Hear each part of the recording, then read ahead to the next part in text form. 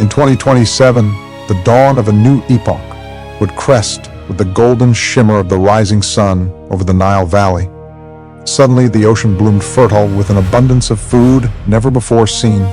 Factories, industrial parks, and nuclear power plants created an abundance of free electricity. Great companies, both domestic and foreign, began to emerge. As Cairo and Alexandria skylined, pushed ever further into the heavens, this was the dawn of the rebirth of an ancient civilization. This is the fourth kingdom of the first dynasty of Amen, Ankha Hotep the Great, the first pharaoh in 2,300 years, and perhaps the mightiest Egypt had ever seen. After returning the Abrahamic mysticism to its original form, based on the angelic Netjeru of the ancient temples, his gods would power his kingdom onwards toward great Mai and power. North, south, east, and west. Breathtaking hanging gardens and roaring fountains sprung up along the spine of the Nile Valley.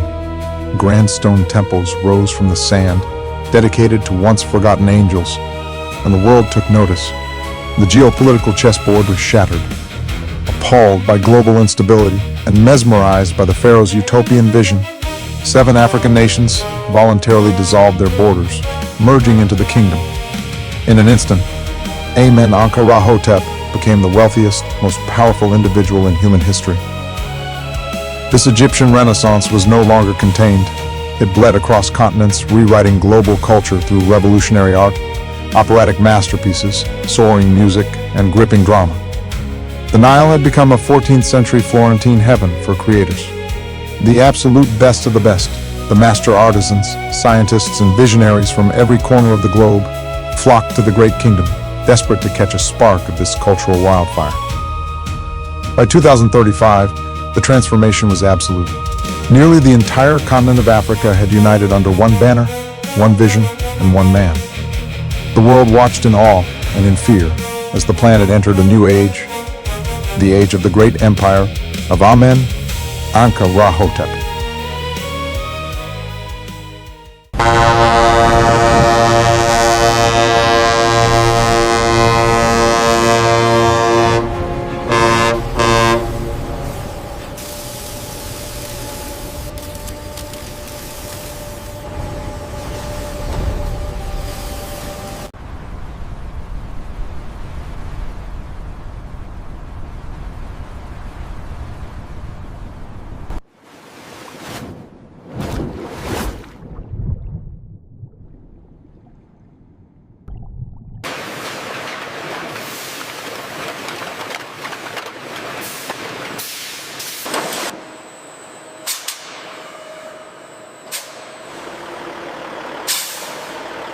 Look, the Fisher King truck is here.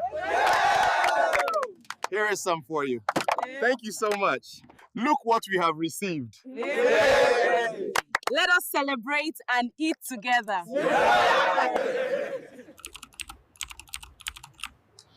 I can go to school online for free.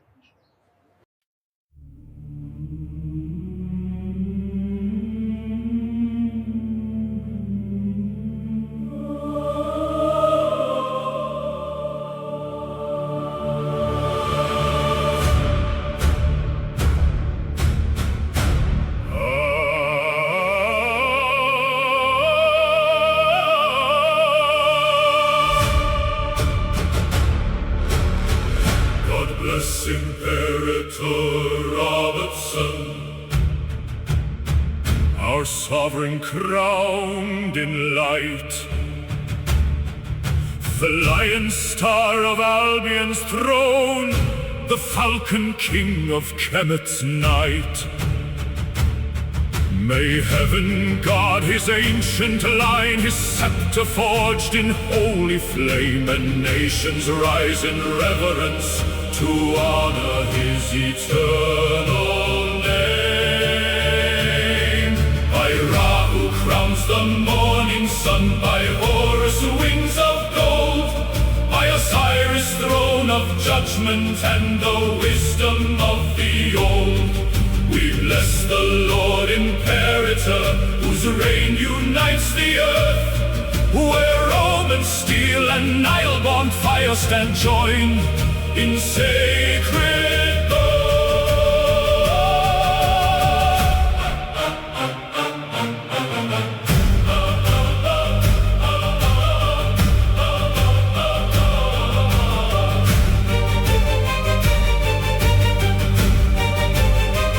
God bless our King, Imperator true in majesty and grace. Let trumpets sound from Rome to Luxor, let glory fill each place. With crown of stars and banner high, let every realm proclaim. The Holy Roman Egyptian throne exalts his sovereign name.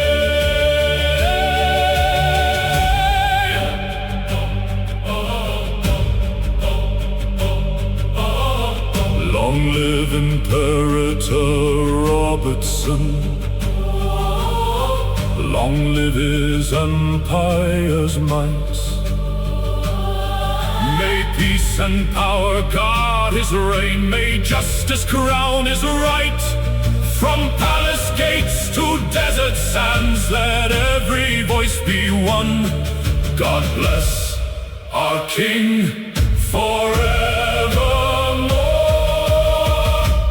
Our Imperator Robertson.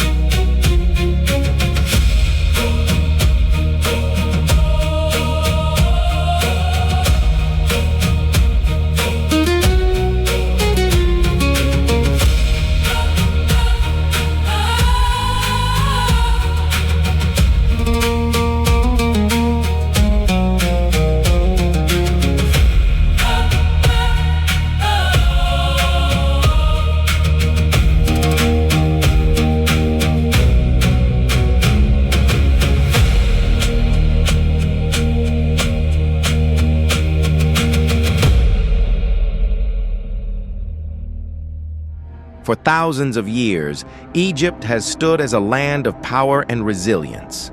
And today, that legacy continues through one of the strongest militaries in Africa, if not the strongest of them all.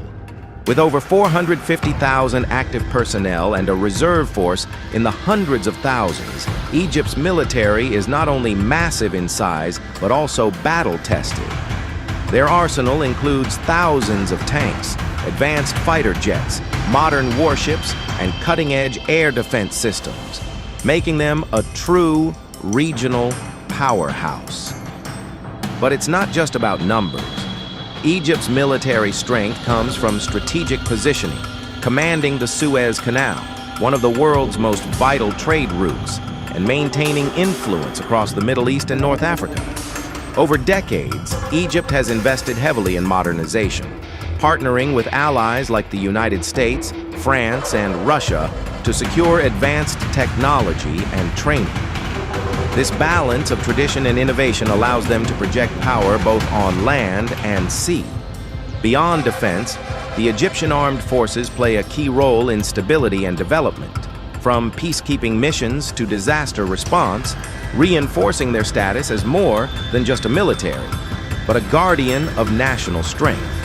In Africa, few nations can rival this blend of size, experience, and strategic advantage. The Egyptian military remains a symbol of pride, power, and unwavering resilience.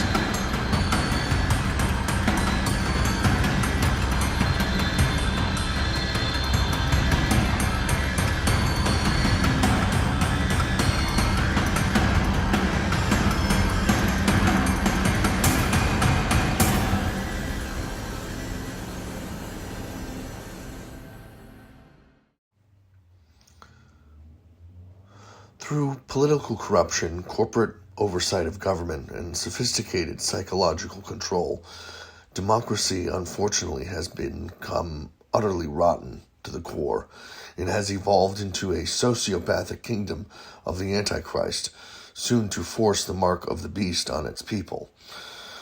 Yet let it be known before heaven and earth that such decay shall never take root in ours, the Holy Roman Empire. For our covenant is older than corruption and stronger than the empires of mere mortal men. Citizens of the empire, children of the covenant, and heirs to the apostolic crown, hear these words with the clarity of trumpets on the morning of creation. For in this empire the people shall never again be reduced to spectators of their own destiny. In this empire the throne and its citizens walk together, bound by sacred duty and mutual guardianship. By decree of the Imperial Constitution, 33% of all corporate profits shall flow directly via dividend into the people's pockets, not as charity, not as favor, but as a birthright. For the wealth of a nation is not the private hoard of oligarchs. It is the shared inheritance of every worker, every family, every soul who labors beneath the banner of this empire. This is not merely policy. This is justice restored. Our monarchical republic shall not be a marketplace where influence is bought and sold. Our representatives in the Senate and House shall be paid with dignity, supported by the state so that corruption finds no purchase in their hearts. They shall serve not as corporations, not hidden councils, nor shadowed interests, but the people of the church and the crown. Every citizen's voice shall be heard, every grievance shall be weighed, every soul stand equal before the imperial law. The monarchy shall safeguard the heart of the empire, the holy church, the ancient wellspring of our moral order. The crown shall be its shield, its steward, and its living symbol. For the empire is not merely a political union, it is a spiritual architecture, a cathedral of nations bound by faith, duty, and divine purpose. All religions, save for those that glorify destruction, cruelty, or the worship of false idols, such as Satanism or Moloch rites, shall be tolerated within the empire. For the empire is vast, and its people are many, and the Almighty has breathed wisdom into countless traditions. Yet the Church and the Reformed Mosque, with their ancient rites, their shared Abrahamic lineage, and their devotion to one God, shall remain the beating heart of the empire's spiritual life. People of the Empire, rise with confidence, stand with dignity, walk with divine knowledge that you are the citizens of a realm built not on fear, but on order, justice, and divine prognostication. Let the world see in us not an empire of conquest, but an empire of restoration and renaissance, a sanctuary for the faithful, a fortress against corruption, a beacon for all those who seek a governed world governed by righteousness rather than manipulation and corruption. The Holy Roman Empire stands renewed. The Holy Roman Empire stands indivisible. The Holy Roman Empire stands eternal. Thank you.